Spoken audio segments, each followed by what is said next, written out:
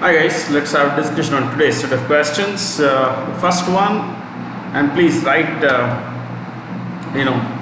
today's notes as much as you can. In fact, which nation has topped the World Bank's annual Human Capital Index 2020? Now, the rankings are not clear. In fact, I went through the entire index actually. They aren't very clear, except that the top three are mentioned, but the rankings list is not mentioned because it's a very elaborate document. In any case, let's have a look at this. What is this? Human Capital Index. The top three would be number one is Singapore, okay, number two is Hong Kong, and number three, which is not mentioned here, is Japan. Number three is Japan, okay. So Singapore, Hong Kong as you know is a part of China, and Japan, okay. To just tell you a little about Hong Kong. See, Hong Kong was a fishing village when the Europeans came to conquer China. Now, they had this treaty with the Chinese emperor in 1898, where they took a 99-year lease. 99-year lease. So the British took a 99-year lease of the fishing village of Hong Kong. Okay, now we are talking more than 125 years back. Life was very different, and the British took control of this entire island of Hong Kong. And what they did was this: that they, over the next few decades, changed the landscape, changed the political, economic, financial landscape of the place. Hong Kong today ranks among the most developed regions of the planet. Why is that? Because of British system, democracy, because of free capitalism, free market enterprise and all. But this was a 99-year lease. So on July 1st, 1997, July 1st, 1997, Britain handed back handed back Hong Kong to China. So Britain, under the treaty obligation of 1898, handed Hong Kong back to China. Now, Britain extracted one promise from China, that it will retain what is called, one nation, two systems. One nation, two systems. So, one nation means Hong Kong will be a part of China, Hong Kong will be part of China, but it said that since mainland China has communism, one party autocratic dictatorial system, it won't do anything with the democratic setup in Hong Kong. So this was meant to be a 50-year treaty, 50-year. So China promised that for 50 years we will not change the political system, the financial system in Hong Kong. But recently, in fact early this year, late last year and early this year, China changed the system. In fact, because of the new subversion law, almost anyone who would be seen as a dissenter could be arrested and extradited, sent to mainland China. So one nation, two systems was for Hong Kong, on an extracted out of a promise made by China to Britain when Hong Kong was handed back in 1997. Okay, so who is the CEO of Hong Kong? Hong Kong CEO is now Carrie Lam, CEO. The city has a CEO, Carrie Lam. She is the CEO of Hong Kong. I'll tell you a little about each of these countries so that we have something to take back home, something to take home. So Switzerland's capital. In fact, Switzerland is one country which doesn't have a capital. You should know it doesn't have a capital. Please know that. Constitutionally, no capital, but legally they say, okay, we will go with one particular city where the government sits, and that is Bern. Bern is de jure, more or less legal capital, you could say, but constitutionally there is no capital of Switzerland. Okay, the president, and it's a federal council they have, is Simonetta Sommaruga. You may find double R in some places, it's okay. So that's the president. Okay. So capital of Switzerland is Bern, and the president is Simonetta Sommaruga, and the currency, my friends, is it's a franc. It's a Swiss franc. Swiss franc. That's the capital. Sorry, that's the currency. So that's Switzerland. The nickname of Switzerland is Playground of Europe. Playground of Europe.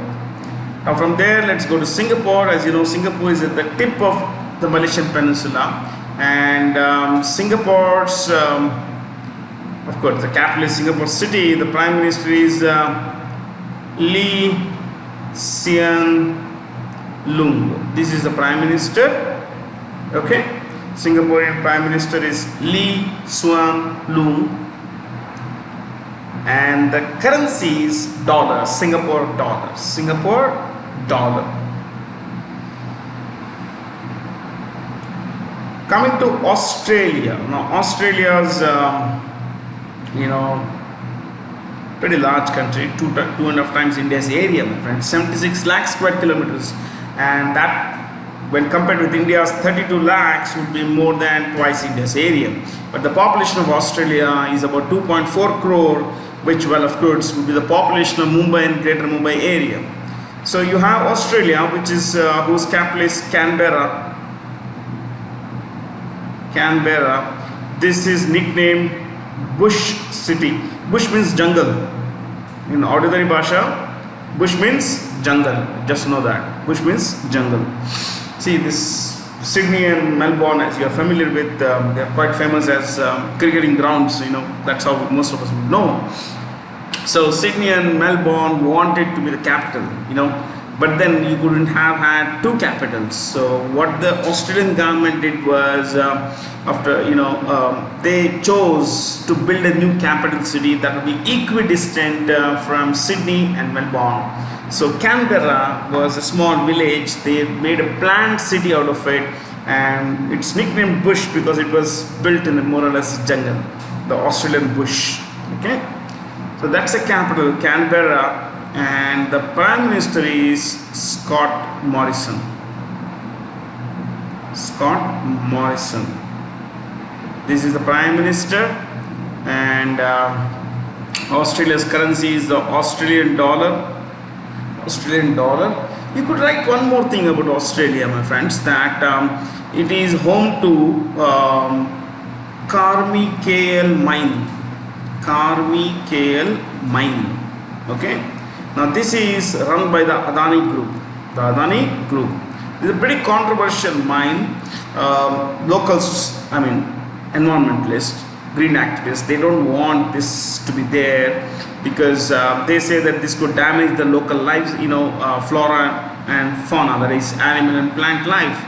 So we are not going to discuss this, but I'll just tell you that this is a mine that's operated by the Adani Group of India. Carmichael is a place where it is. It's called Carmichael mine, and this is the biggest foreign direct investment in Australia in the recent past. Okay, so despite protests, the government of Australia has given go ahead to the Adani Group to build this mine, to explore this mine. That's a little about Australia, and let's go to Sweden. Sweden's capital is Stockholm. This is part of what is called Scandinavia. Scandinavia. There are 4 countries in Scandinavia. Okay, North Europe. You would have Norway. You would have Sweden. Then Finland. In that order, from west to east. Okay, and then slightly across the sea from Norway and Sweden is this place called Denmark. So 4 countries make Scandinavia. Okay, these 4 countries. Got it, guys? So Sweden's capital is Stockholm, and it's a constitutional monarchy. They have a Raja there, but we'll not discuss the name there, which is Carl Gustav the 16th. That's not important. Okay, the Prime Minister is important. It is Sweden, isn't it? Yeah. Stefan Löfven. This is the Prime Minister, and the currency is the currency is krona. The currency is krona. Okay, the currency is krona. So that's a little about this place. Prime Minister Stephen Löfven, currency is krona, Stockholm is the capital. There is this in psychology something called Stockholm Syndrome. What is this? It is, say a person, let's say a person is kidnapped. Let's say I am kidnapped. Now I am kept, by this group for whatever reason, whatever the demands they have. But let's say somewhere I talk with them and develop a sympathy for their cause, for whatever they are kidnapped, they are fighting for. I'm talking of political ideological group. I'm not talking of random kidnapping. Okay, no. I'm not talking of the money part. I'm talking of, let's say, the ideological part. So if they have an ideology and I begin to sympathize with that ideology, I would be a victim of what is called the Stockholm Syndrome, wherein the kidnappee begins to sympathize, empathize with the kidnappers. Okay, weird world we live in. This was first observed, in this place.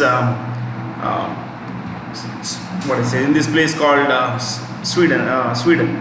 That's why it's called. It's named after its capital. Okay, there we go from this to the next question, guys. Okay, since we mentioned World Bank is mentioned here.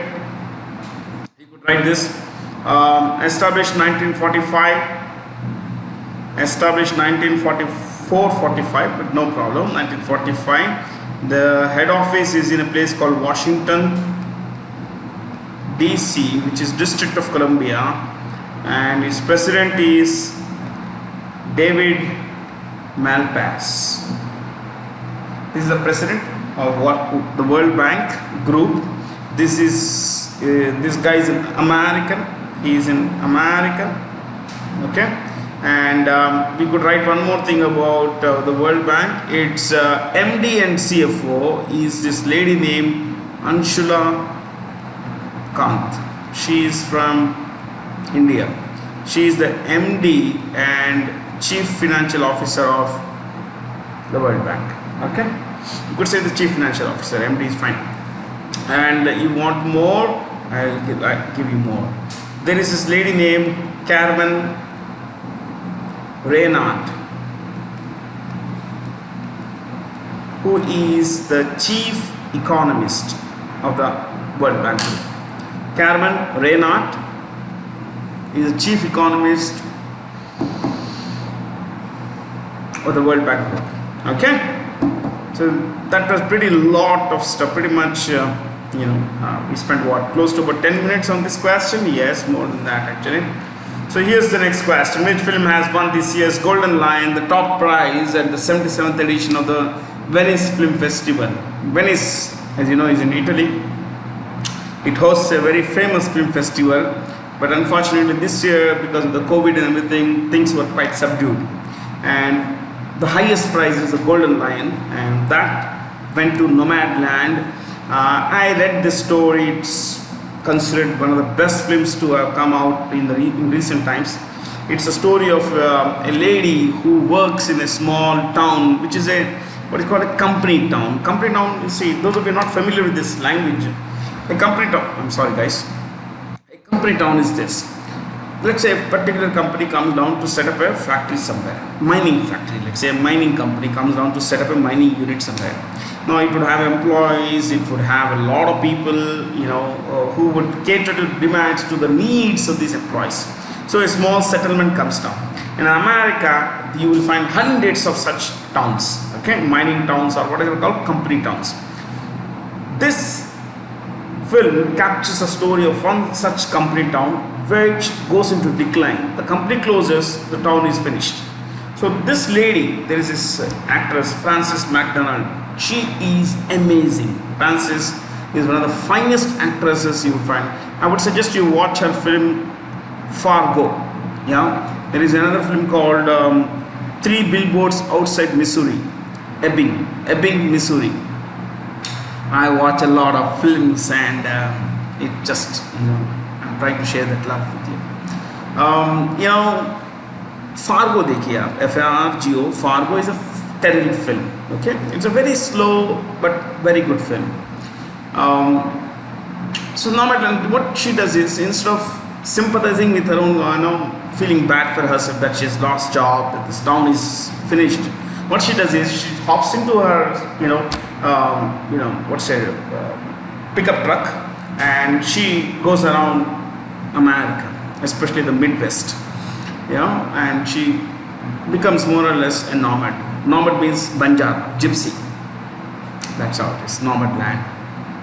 Lot to learn, lot to watch, lot to learn from watching also. Okay.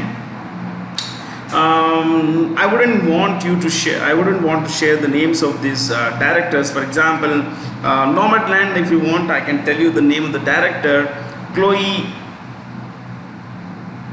Zhao. No, it's a Chinese name, Zhao. Chloe Zhao is the director's name. Okay, there is this one film, Indian film, The Disciple, is a story of a music talent. This guy wants to be as famous and as big a singer as his guru is. So he, over a period of time, I haven't watched the film, but over a period of time he realizes that, is this what he begins to question what he wants, he's running after, the excellence in music and thing. Is this what I want to be? Is something like that. Okay. Disciple. The story is told by, director is Chaitanya Tamhane.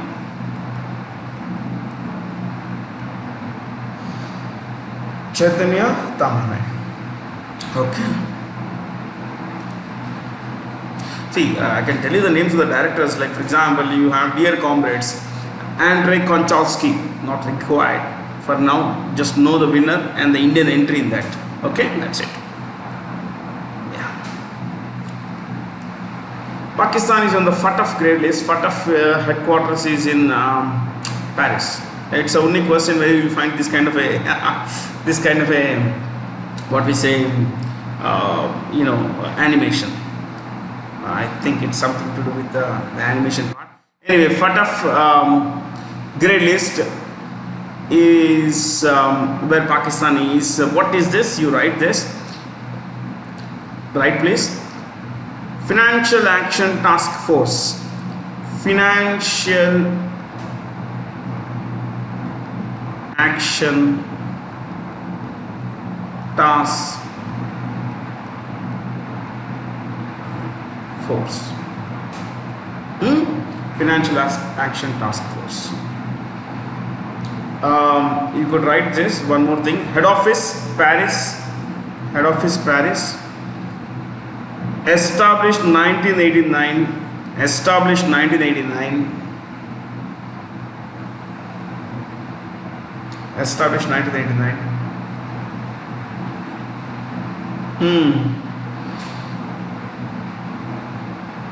Okay. Just to give you some dope on these choices here, New York, you could say United Nations Organization, UNO. Manila, Asian Development Bank. Asian Development Bank.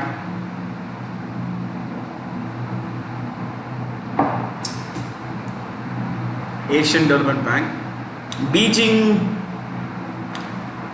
Asian Infrastructure and Investment Bank, or Asian Infrastructure Investment Bank. Asian Infrastructure Investment Bank.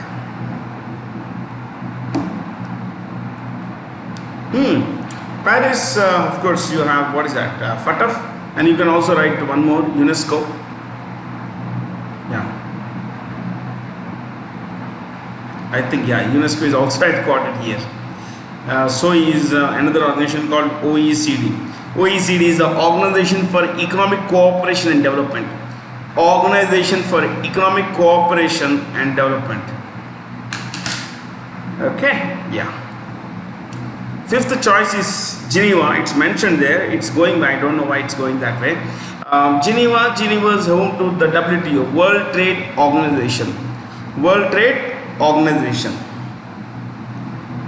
I think we discussed this question. It's a repeat, but repeat sometimes is for revision. One or two odd questions could come in in each of these presentations every year, every day. Which would be a reflection of what we had discussed, which would be a revision of what we have already discussed, what we have discussed. Which of the following Gulf nations have recently signed a US brokered agreement to normalize relations with Israel?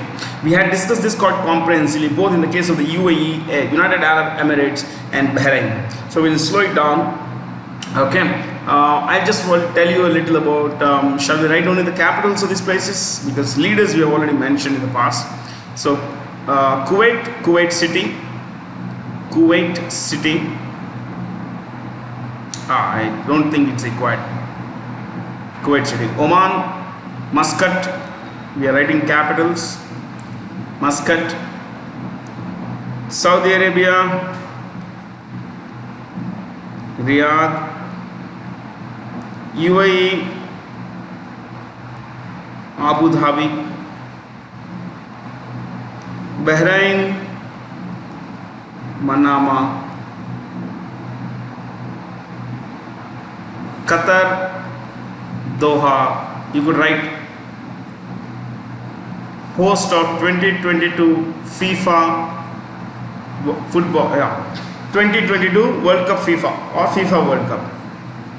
You could write Yemen's capital is Sana'a, though it's in rebels' hands now. Sana'a. The Prime Minister, the President in Yemen is a guy, don't write. Abdul Mansur Hadi. Oman is Hatim Al-Tariq Al-Sayyid. Qatar is Tamim bin Khalifa Al-Thani. Bahrain is King Hamad bin Khalifa bin Isa. Kuwait's king died yesterday. They were yesterday, I guess. And new chap has come in, Nawaf Al-Sabah. Don't write all, I'm just telling you. Okay. Rashid Maktoum is the Prime Minister in UAE. Receivables Exchange of India is a joint venture, but this is a very good question. It is a joint venture between the NSC and SBI. So before we discuss what is the receivable exchange, let's write about this. Okay. NABARD, you write this. NABARD, first point, full form, National Bank for Agriculture. National Bank for Agriculture, full name, National Bank for Agriculture and Rural Development. Second, established, only in this case I'll give you this data, established 1982. Third one, this is Mumbai, head office Mumbai. The rest I will give only the name of the chief. NABARD, Mumbai, head office. Its chairman's name is Govinda Rajulu Chintala. Okay, I'll write it here. Or Chintala Govindarajulu. Chintala is a surname. Okay, or Chintala Govindarajulu. Sorry, this is Rajulu, my friends. Okay, I'm so sorry. Rajulu. You could write one more thing. Apex, highest agriculture refinance body.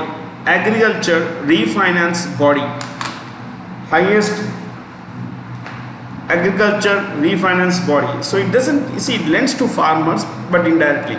The money comes to state cooperatives, which lend to district head cooperatives, but and who in turn lend to farmers and all. So it's indirect, but it's the highest agriculture refinance body. SIDBI, you write Small Industries Development Bank of India. Small Industries Development Bank of India.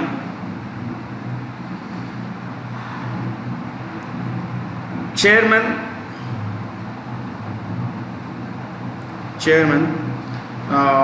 what's the name?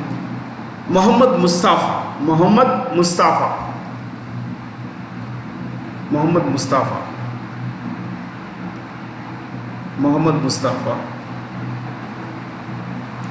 Okay, and what does SIDBI do? You could write highest financing institution, highest financial institution. You could write this also. Highest financial institution for promotion and financing of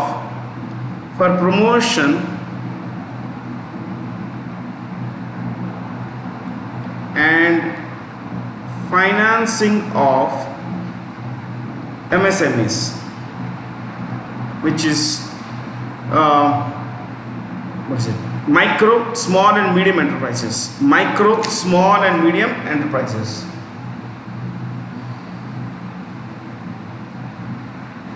Okay. Leave one line space, right? NHB, National Housing Board.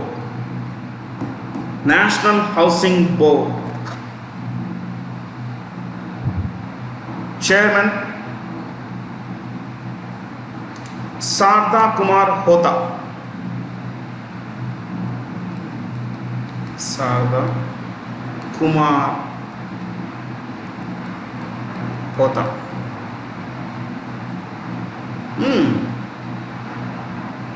NSE, write this.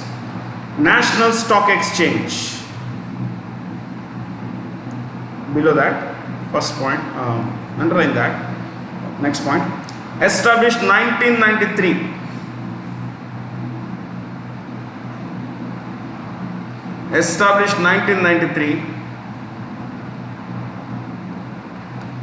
Mumbai.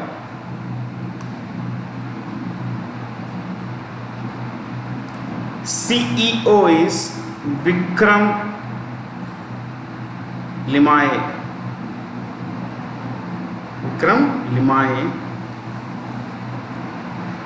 You could write India's biggest stock exchange by turnover.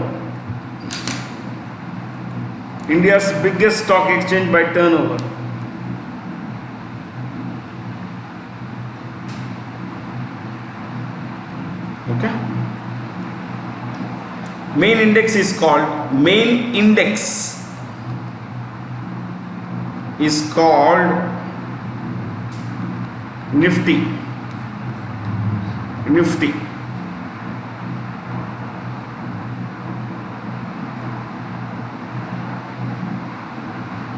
So this is a joint venture between NSE and SIDBI. Yeah. So you write this title: Receivables Exchange of India.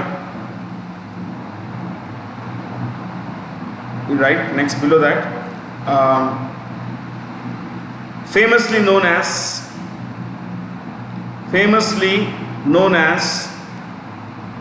RXIL.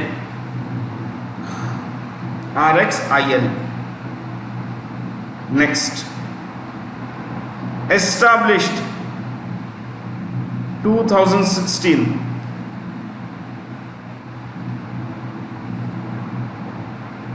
Next, you could write this: JV between NSE and SIDBI. You write that also.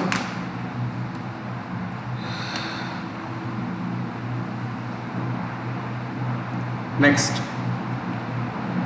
I'll explain this in a manner that you could write actually, okay, so that it's easy to understand that way. Right. Provides a platform for discounting. I'm so sorry guys, I'll just erase this entire thing. Okay, for discounting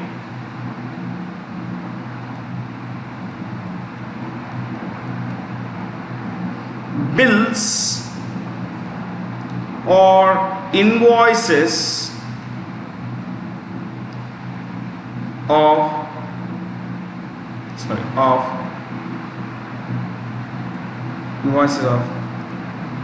MSMEs.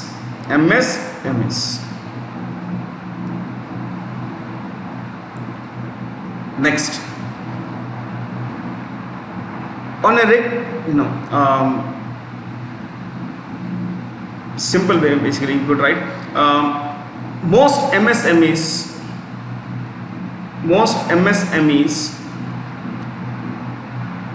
are constrained. This is a good word to learn, my friends. Limited, okay? Constrained,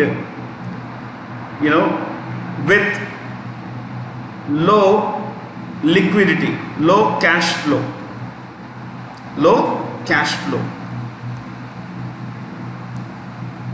Next, generally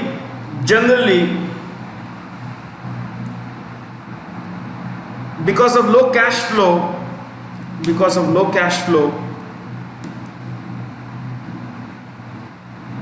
meeting expenditures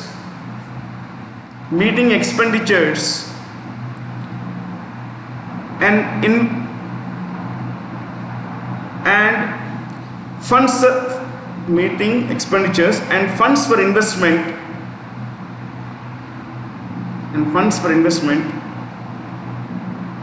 are low. So money is in this. See, I run a small MSME unit. Money generally, the way it works is it's generally on credit. So let's say I have a trade receivable. I have to receive some, let's say 10 lakh rupees from someone. Now all I have is an invoice. I have an invoice that I have sold this stock to that person. That person has to pay. Without this 10 lakh coming in, paying salaries, investing money to make more money out of it, whether in business or outside, is difficult. So what happens is, the government has provided this platform wherein I can go to this platform, register. Once I register, I can put my, I can auction my, my invoice. So it's a 10 lakh invoice. Someone would say, okay, I'll pay you, depends on when is it going to, the duration, everything, okay, I'll pay you 9,90,000 rupees. 9,90,000 rupees if it's a short term thing. If it's a long term thing, the money will come after 3-4 months, then someone will say, I'm willing to pay you 9.5 lakh rupees. So I would think like this, see, someone is paying me 9.5 lakh, someone else will now come in and say that, because it's an exchange, more or less auction, okay, someone else will say, I'll pay you 9.6 lakh rupees.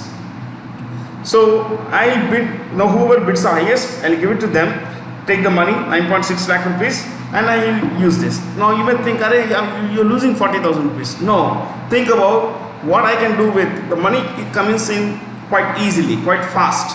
Whereas this person, 9.6 lakh, who has bought my invoice for 9.6 lakh, he will take 10 lakh rupees from the person who owes me 10 lakh rupees. You got it? Because it's an endorsement. That's nothing more than that. That's it. So it's sold, the invoice is sold at a discount for faster cash flow. That's the idea. That's the entire idea. So you could write this last point. Buyers could be corporates,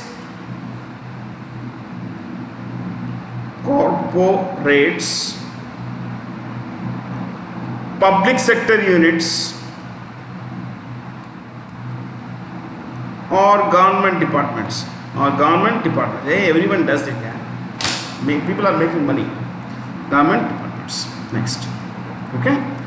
So these could be the buyers. Essentially, these are the buyers. So MSMEs come and put their money. And there's invoices. Anyone who is willing to give me cash for a future, encashment of this invoice, please go. That's it. Tika. So I hope you learned a few good things here. Okay, next one. Hey, I think I should tell you something. I think I did not tell you what is it. This exchange provides a platform. The platform is called, I'm so sorry, you're right there. The discount platform or the discounting platform is called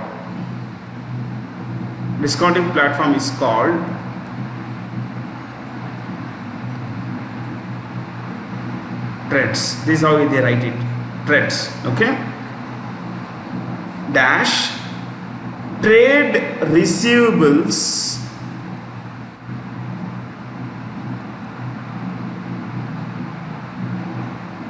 discounting system. See, the name says this. I'm so sorry. Discounting system. Okay.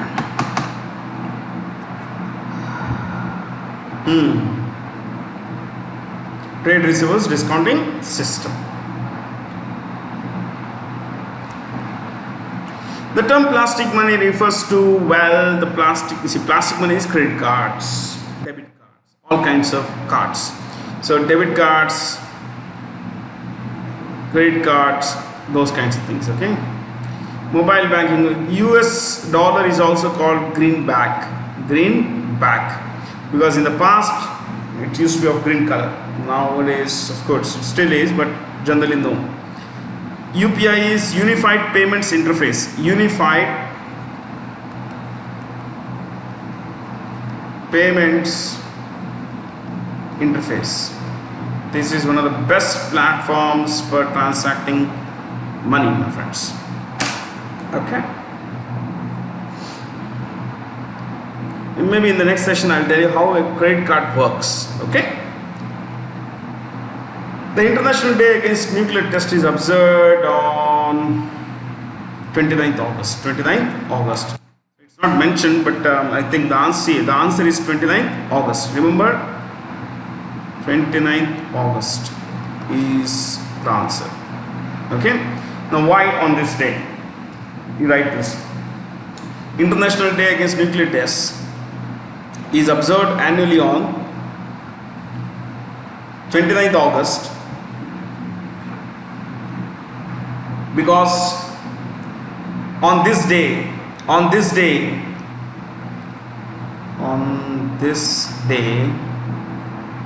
comma, in 1991, the Semi-Palinitsk nuclear site, testing site was shut down.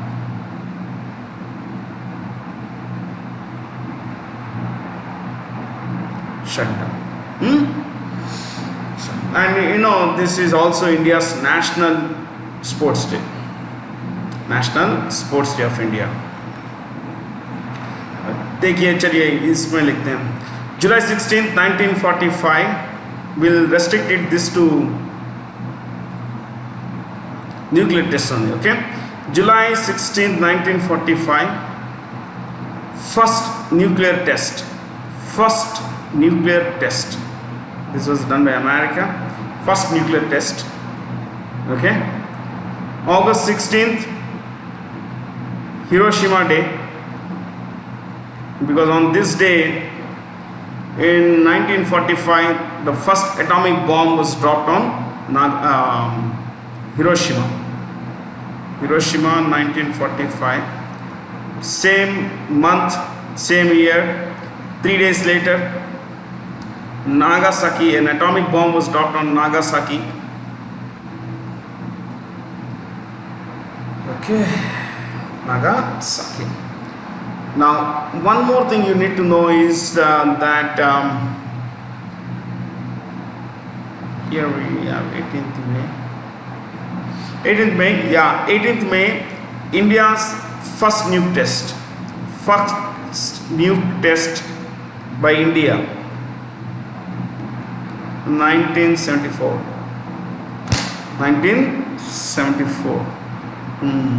Pokhran, 1974.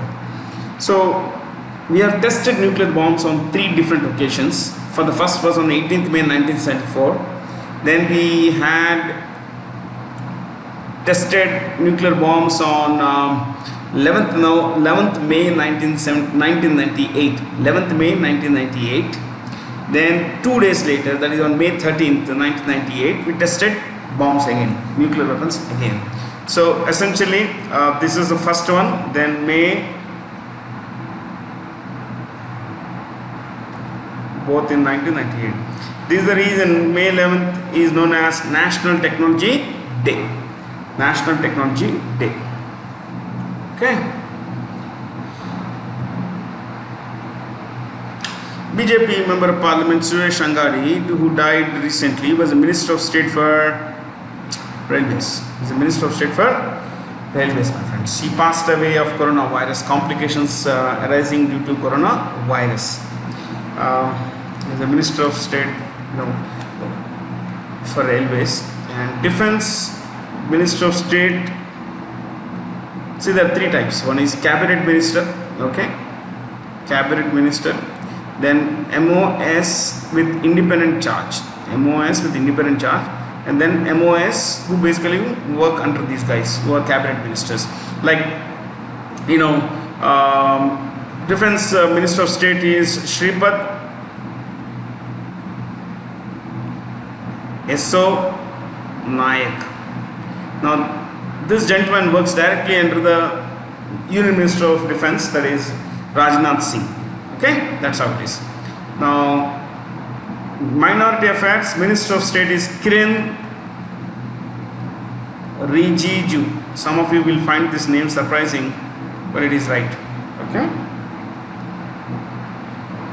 Kiren Rijiju. And coming to road transport, General Vijayanagara Singh, VK Singh, ex-Army Chief of India, General, who is retired of course, Vijayanagara Singh. Commerce and Industry, let's say Hardeep Singh Puri.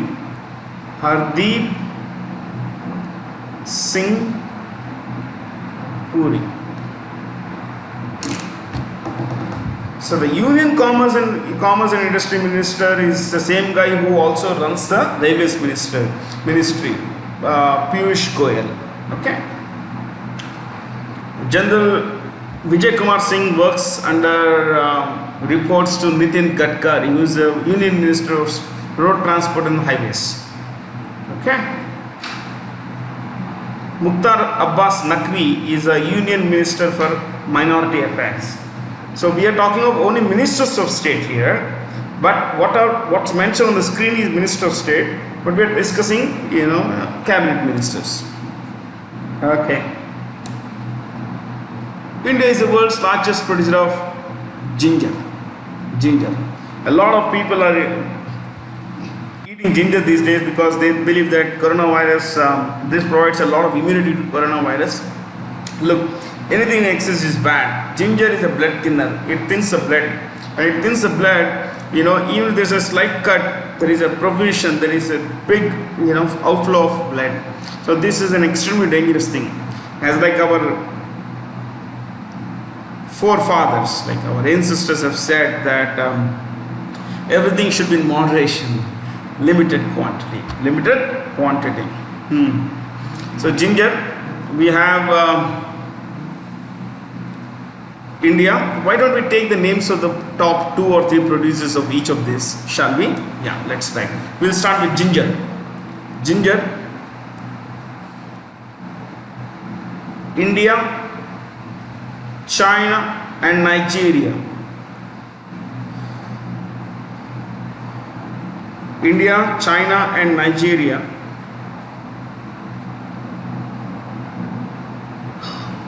Then potato will come from the bottom. So I'll just write here. India, China, Nigeria. Potato, China, India, Russia.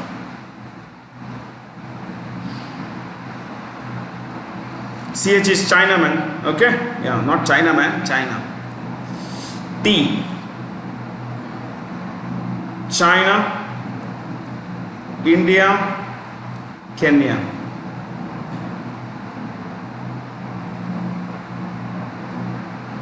Okay.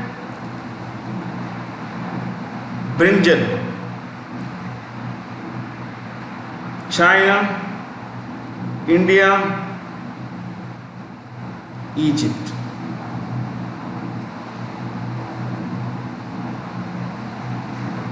This is right, okay?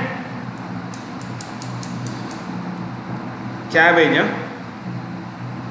Same as this potato man. Yeah, same list.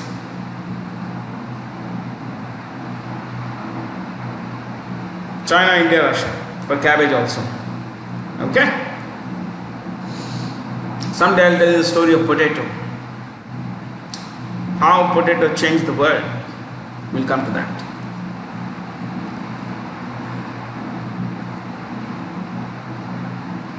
Which multi-agency body has been established to encompass the first level test, that is a common eligibility test by the Staff Selection Commission, the Railway Recruitment Board, and the Institute of Banking Personnel Selection, NRA, National Recruitment Agency.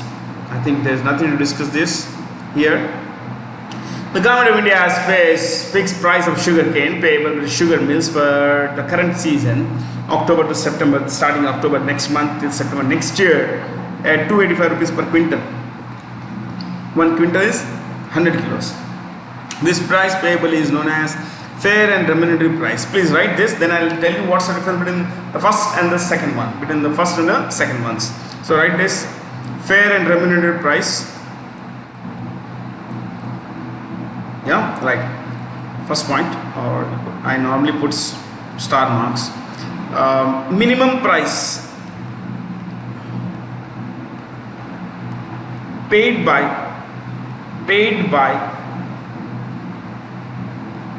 mill owners or sugar mill owners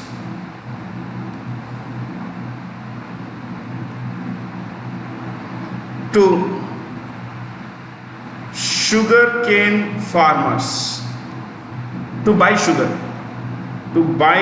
sugarcane from farmers. Minimum price paid by sugar mill owners to buy sugarcane from farmers. Okay. Next point. Price is determined by the government. Price is determined by the government.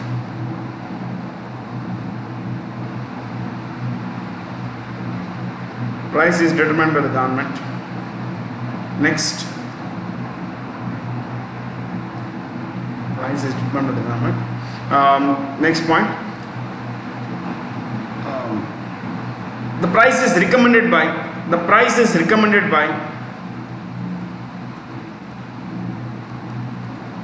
the Commission of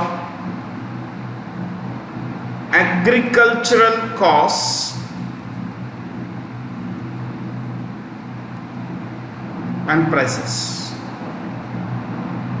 CSCP. Commission of Agricultural Costs and Prices. See this, let's say I'm a sugarcane farmer. So the government would tell, when I go to a mill, sugarcane mill basically, someone who converts sugarcane into sugar, okay. So I go to a sugar mill owner, and the government would have told him, the government gives a price that, let's say 285 rupees per quintal. So 100 kgs of my sugarcane produced could be bought by that guy, by paying me 285 rupees. So this price is fixed, okay. Now one more thing is this. The price of sugarcane is fixed, not the price of sugar. Please know that. The price of sugar is determined by the market, the demand for sugar and the supply of it. Okay. What is the difference between 2 and 1? Minimum support price. You write this. Leave one line space, write minimum support price. MSP. Minimum support price. Minimum support price. First point. Paid by the government. Paid by the government to the farmer, to the farmer, to purchase from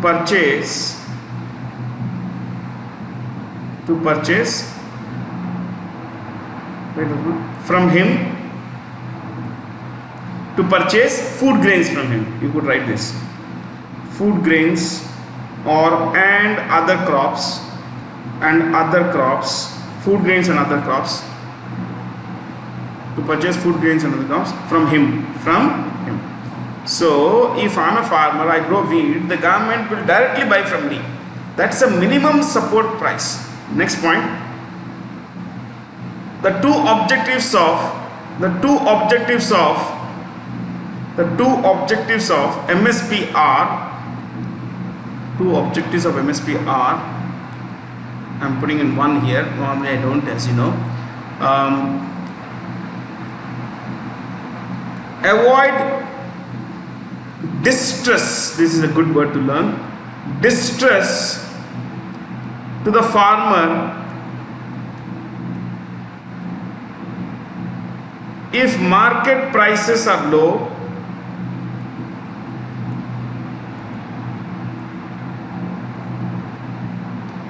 so in case the market price is low, I may be forced to sell to the market, so I would make a distress sale.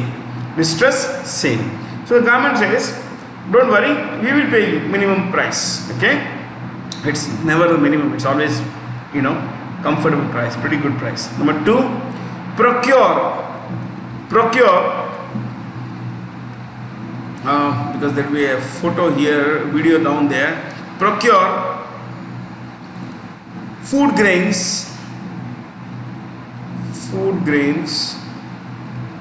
Number 2 is procure food grains for distribution through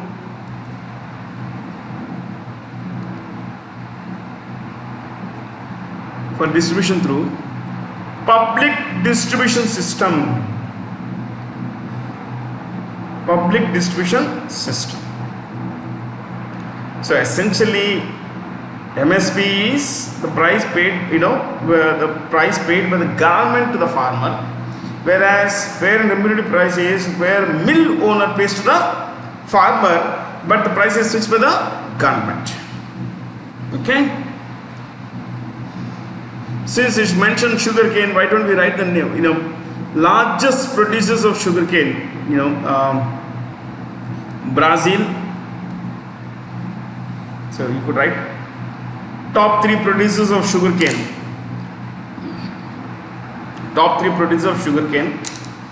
Brazil, India and China. Top 3. Okay, sugarcane producers.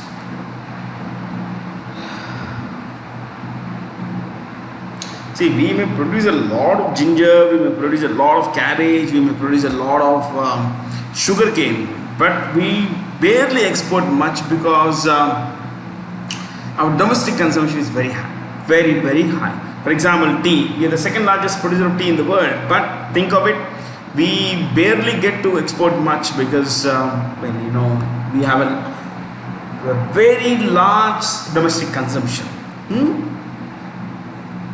The exports of Indian spices and products registered about 21,500 crore in the last financial year. Which spice item was the largest export item? Chili. Why don't we write about this? The largest producer of this.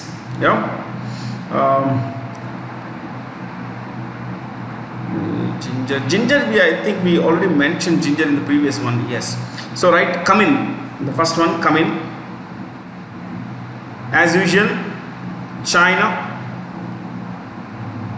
India,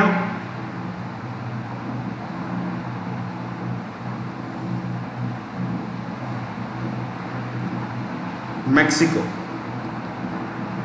Cumin is जीरा rice, हर चीज में जीरा जाता है, छौंक में जीरा जाता है. You need jeera in almost all kinds of Indian curries. So China, India, Mexico. Ginger, cardamom, the largest is as of now Guatemala. Last, we will just write two here: Guatemala and India. Guatemala and India. India used to be the largest, but of late things haven't worked very well. So Guatemala, India. We want to write the third also. Let's maintain the tradition. Continue with the tradition. Sri Lanka. So Guatemala, as you know, is a country in I'm so sorry, guys. Guatemala is a country in Central America. You have Guatemala, you have Nicaragua, you have Belize, Mexico, Costa Rica, Panama, El Salvador. These are all pronounced with a suppressed air. Spanish and Portuguese are spoken with suppressed air. They say India, they don't say India. So Guatemala, India and Sri Lanka. Chile, we'll write green chili. Please write this: green chili. Green chili. Okay. India is, we are talking of only green chili. So China, I remember China, and then Mexico. Again here Mexico comes in, and the third one is one of India's biggest anti-India countries. This is Turkey. China, Mexico, Turkey. Green chilies, please. Green chilies.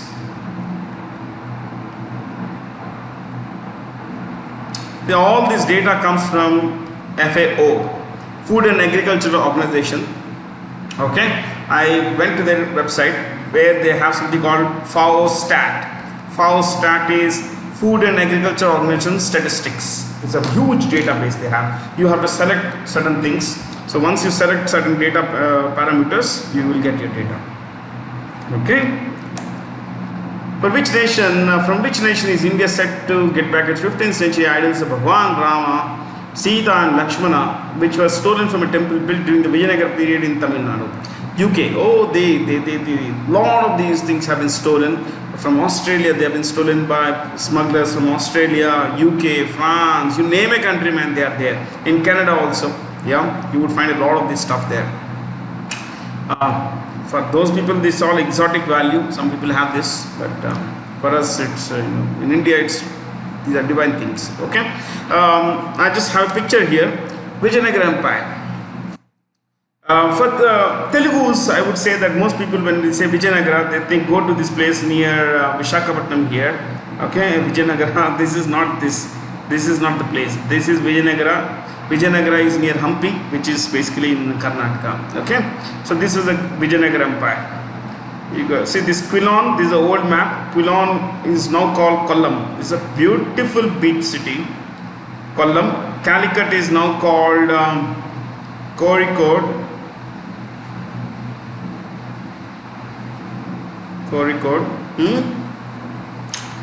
So I mean, there's so much to learn. I'm fascinated with all these things. Let's go back. Portugal, we want the capital, Lisbon. Capital is Lisbon. The president is Marcelo Rebelo de Sousa. Currency is euro. Currency is euro. This guy is the president. Okay.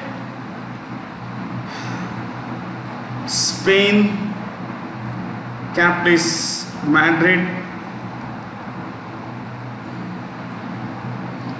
It's a constitutional monarchy, but we'll look at the prime minister, Pedro Sanchez. Pedro. We shouldn't say Pedro, it's Pedro. Currency, euro.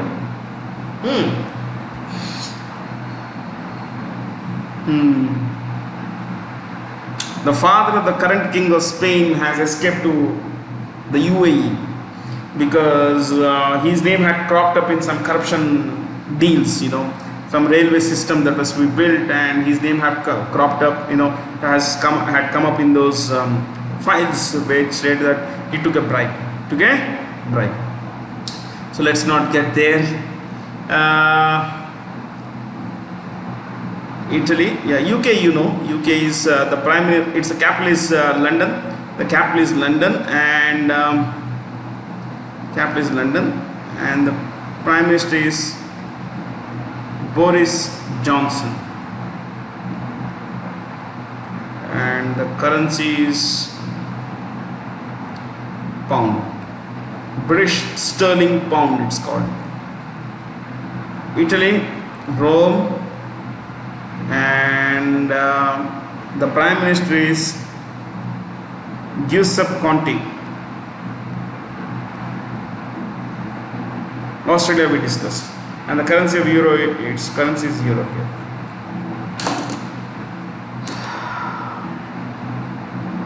Okay.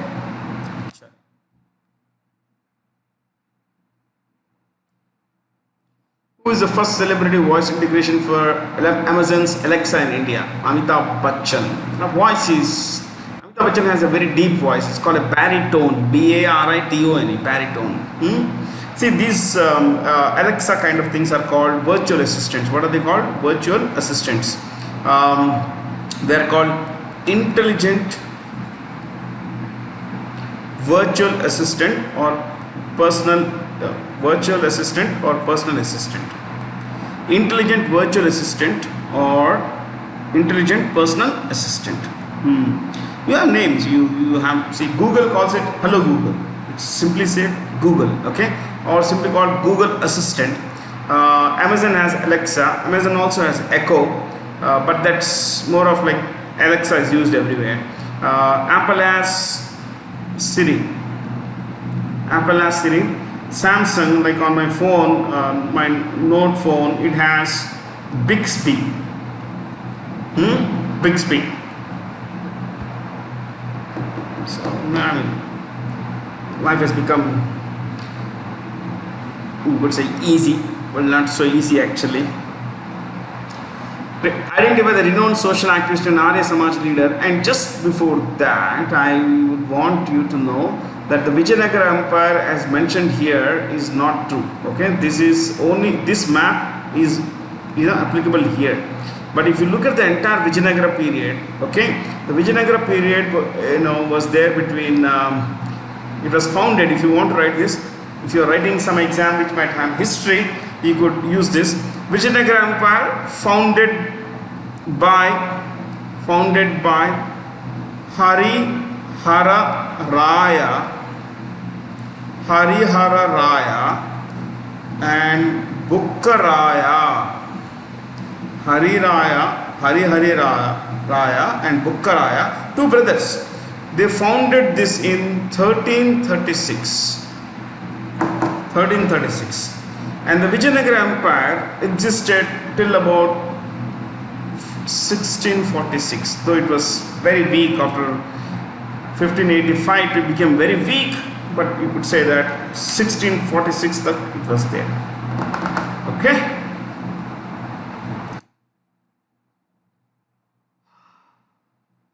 Identify the renowned social activist and Arya Samaj leader who passed away recently. I think you know this, Swami Agnivesh. I'm not going to discuss this question. Dash has been announced by the International Finance Corporation for India to develop green buildings, improve public transport and expand renewable sources of energy. Well, $2 trillion. But you should know what is the IFC. You please write this. IFC, part of... I need your consent. That's a Bixby, my friends. Part of the World Bank Group. Part of the World Bank Group. Okay. Private, what does it do? Private investment arm of the World Bank. Private investment arm of the World Bank. Private investment arm of the World Bank.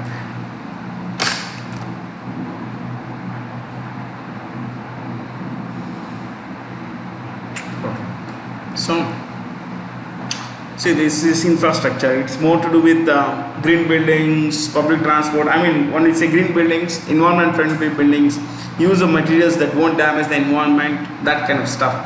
Building wind turbines, what we say, we have solar panels, those kinds of things. That is what they're talking about, renewable source of energy. So these days, this entire thing about development has to be sustainable, so that the resources that we have today, that we use today, should be there for a longer period of times. Over exploitation also could be avoided that way. That stuff. According to the RBI's annual report for the last financial year, which is the largest is the following is the largest financial saving item of the household sector. Commercial bank deposits. See, because Indians are risk averse. There is a term you should know, risk averse. We don't like to take risk. Averse means something you don't like. Risk averse. People don't like risk, and most people would like to put money in commercial bank deposits.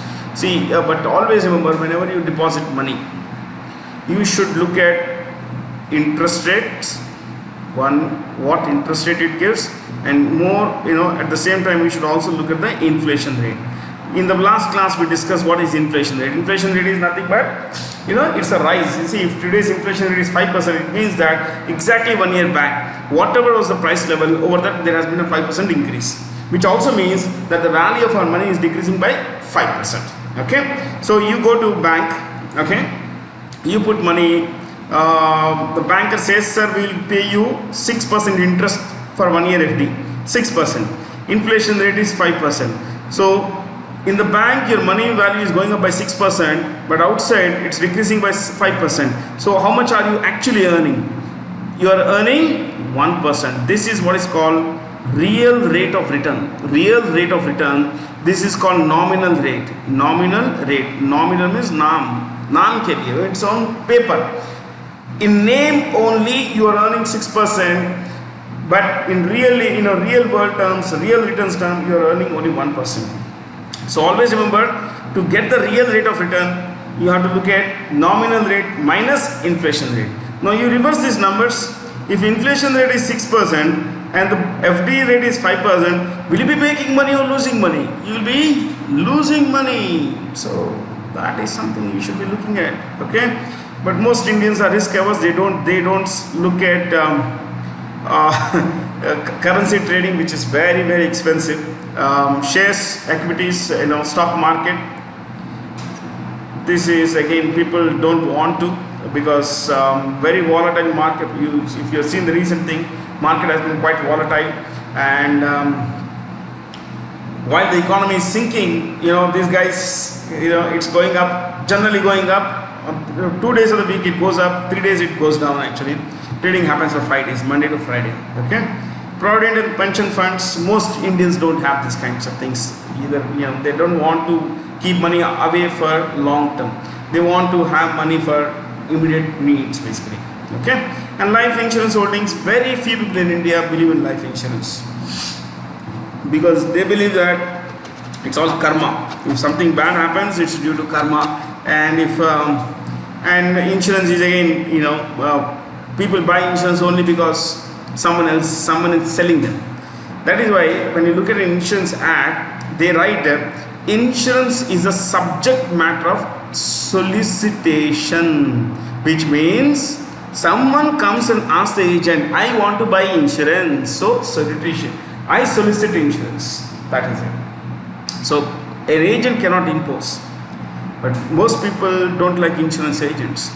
There is an old saying, there is this great Hollywood actor, Woody Allen, once said that there are worse things in life than spending an evening with an insurance salesman. I'm not going to go there. Yeah. So someday I'll tell you why, what kind of insurance people buy and what they should be buying in terms of Indian economy. Okay. Whom of the following Indians has been named to the 2020 class of 17 young leaders for the Sustainable Development Goals? See, these guys, 17 guys have been elected to the UN Secretary General's Young Leaders Group. Okay, and this is for what? For working towards Sustainable Development Goals. Sustainable Development Goals are like 0 hunger, okay, quality education, zero, what do you say, cleanliness, sanitation, you could say, women empowerment, zero violence, all these things. But these are things that are targeted at 2030. 17 SDGs are targeted at 2030. Unlikely that things will work in the near term.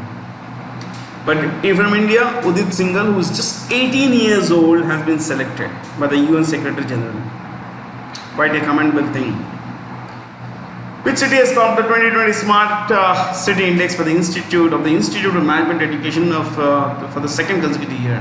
So this is a B school. This is a management institute in a place called. I recently wrote an article on this. Lausanne, Switzerland, one of the most expensive places in the world. In any case, the cities, of course, they look at smart city, how cities are blending technology, how they are blending technology, they are blending SDGs also into this, and how they are making life better for the common man, through innovation and technology. The number one is Singapore. You could write this one. Helsinki is the capital of Finland. Those of you not familiar, my friends, please know that Helsinki is the capital of Finland. 3 is Zurich, again in Switzerland. 1, 2, 3 are mentioned. 4 and 5 are not mentioned. So let me bring to you 4. I don't know. I think Switzerland shouldn't have been here because it's a country. Okay. Singapore is a city-state, both the city and the state, city and the country.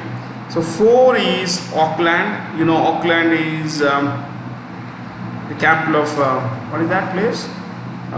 It's in New Zealand. Yeah. Then we have Oslo, which is the capital of Norway. Capital of Norway.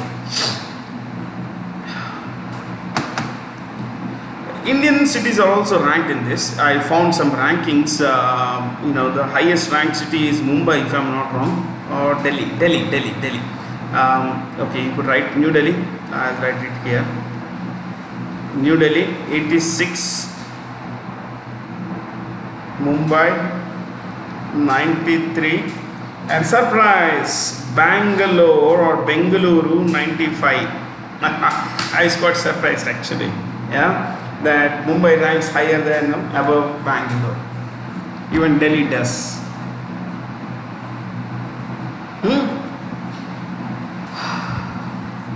Try to read, my friends. It's good to read, good to learn. This question should have been there, but anyway, this is the last question. Which of the following institutions is empowered with estimating the national income of India? The Central Statistics Office. Central Statistics Office, my friends. Okay, CSO it's called. Finance Commission, you could write this. Established under Article 280. Established under Article 280. Under Article 280 dash by President of India. By President of India. By President of India. Every 5 years. Every 5 years. Every 5 years. Next. Every 5 years. Next. Current Finance Commission. Current Finance Commission in brackets 15th. In brackets 15th. 1-5. 15th is headed by N.K. Singh. Actually, I had removed this question, but because you see, that's why there is no alignment, the cam and all that. N.K. Singh, Nandakishore Singh. That's okay. N.K. Singh. Dash. The main function of the FC. The main function of the Finance Commission. The main function of the Finance Commission is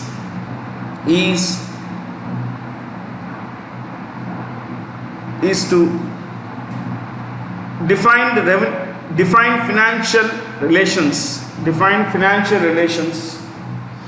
between the center and the states. between the center and the states. So now the planning commission doesn't exist, isn't it? Yes. Thanks for being here, guys. That's about it. Have a lot of fun. Please make sure you work hard, learn a lot of good things. Stay curious, my friends.